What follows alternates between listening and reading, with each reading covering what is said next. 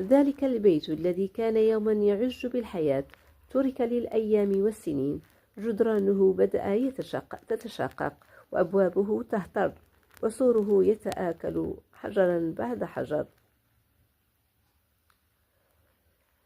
أما الأراضي والممتلكات التي تركها الوالدان فقد أصابها هي الأخرى نصيبها من الإهمال. ما كان يوما عامرا ومزدهرا أصبح مهجورا، وما كان قائما شامخا أخذ يتآكل ويتساقط، حتى أصبح بعضه آيلا للسقوط. والغريب أن كل واحد من الأبناء يرى ما يحدث ويحزن لما آل إليه إرث والديه، لكنه يعجز عن إصلاحه أو إغاثته. ليس العجز دائما عجزا عن المال أو القدرة، بل قد يكون عجزا عن الاجتماع. فكيف يرمم بيت تفرقت قلوب أصحابه؟ وكيف ستستصلح أرض لم يعد أصحابها قادرين على الاجتماع حولها؟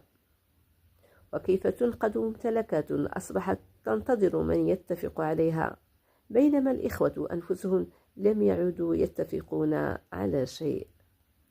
فكما تآكلت جدران البيت تآكلت بينهم جدران المودة، وكما تساقط سور الدار حجرا بعد حجر تساقطت بينهم ذكريات وقرب كان الوالدان قد بنياه طوال سنوات.